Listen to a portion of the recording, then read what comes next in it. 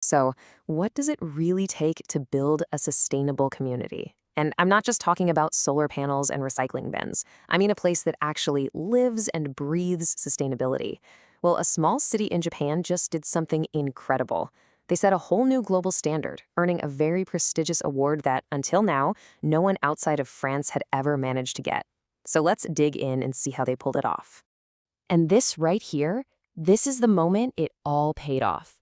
We're in Paris, and representatives from a community called Funabashi Morino City are accepting one of France's highest honors for urban development. Now, this wasn't just some trophy for the shelf. Nope. This was the peak of a decade-long journey and a genuine world-first achievement. To really understand how this happened, we're going to need a guide. And this is Fucky. He's a resident of Morino City, and he's going to help us walk through the story of his amazing hometown. He's been there for the whole ride, from the very first planning meetings all the way to the final celebrations. He's seen it all. All right, so what is this incredible achievement all about? Well, it all revolves around a very special certification, something called the EcoQuartier label. So here's the big headline. Funabashi Morino City became the very first community in the world, outside of France itself, to achieve the final fourth stage of this EcoQuartier certification. This is a huge deal, because this wasn't some local award. They were being judged against a super tough French standard, making this a truly international stamp of excellence. Now, to really grasp the scale of this, we need to understand the challenge they signed up for. What in the world is an EcoQuartier, anyway? You've probably never heard the term before, and that's okay. But trust me, in the world of sustainable urban planning, it is a very big deal. So let's break it down. Basically, an EcoQuartier, or eco-district, is a special seal of approval given out by the French government. It's designed to spotlight amazing projects that don't just put up green buildings, but actually create a super high quality of life for the people who live there, all through genuinely sustainable development. The whole thing is built around something called the EcoQuartier Charter. You can think of it as the official rule book. It lays out 20 very specific goals that every single project is judged against. And while these goals are no joke, they're broken down into 4 big themes. So under living environment, it's not just about nice parks. It's about fostering a supportive community. Under environment and climate, it goes way beyond just renewable energy to things like reducing and reusing waste. It's not just about one thing, it's the whole shebang. It's a really complete picture of what makes a community truly work. Okay, so how does a community actually earn this label? Well, it's not like you just win a prize one day. It is a long, difficult, and really rigorous journey. The whole thing happens in 4 distinct steps. First, you commit. Second, your plan has to get reviewed and approved. Third, after everything's built, the project itself is judged. And Morino City cleared that hurdle way back in 2016.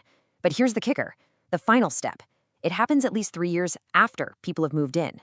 It looks at whether the community is truly living and evolving in a sustainable way. And that's the milestone they just hit in 2022. And this chart, wow, it really puts their achievement into perspective. In France, where this whole thing started, over 500 projects have tried this. Only 78 of them have even made it to step 3. And a tiny, tiny fraction, just 16, have reached that final step 4. Funabashi Morino City is now part of that incredibly small, elite group. So that brings us to the big question, right? How on earth did a community in Japan manage to clear such a high bar, a bar set by a foreign government on the other side of the world? So what was their secret weapon? Was it some kind of advanced technology, a massive budget? Well, the answer is actually so much more human than that, and it's something any one of us can learn from. You know, this quote from the official French evaluation committee, it says it all. The vitality of the residents was palpable. It wasn't just about the buildings or the cool infrastructure. It was about the people. The energy of the community was so strong, the judges could literally feel it. And that energy wasn't just random. It was organized, thanks to the Morino City Residents Association. They created all these resident-led groups to handle everything, from festivals and disaster drills to making the neighborhood more beautiful. But here's the most important part. They kept all this going and even grew stronger, long after the developers' official support ended back in 2017. The residents took complete and total ownership. And you can see that ownership in action right here. I mean, these aren't staged marketing photos. This is real life in Morino City. You've got residents like Fuki and his neighbors out there planting flowers, organizing these huge summer festivals, just truly building their community together day in and day out. But hey, the story doesn't just end with one award. The real impact of what Morino City did is the legacy it's creating for everyone else. The project has become a living, breathing blueprint. It proved that when you put residents at the center of a project, it's not just a nice idea. It's a powerful, effective way to create sustainable communities that actually last. And that blueprint is already being put to use.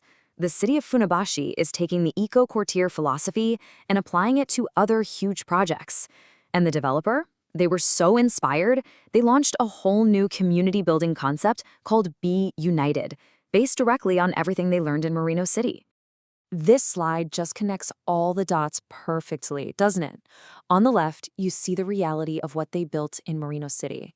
And on the right, you see the vision for a massive new development in Tokyo. The lessons learned in that small community are directly shaping the future of city living across Japan. You know, the original goal back in Funabashi was to create a future hometown. So the story of Fuki and his neighbors really leaves us with one final, powerful question. What can we learn from their success to build the kind of vibrant, connected, and truly sustainable future hometowns that we all want to live in?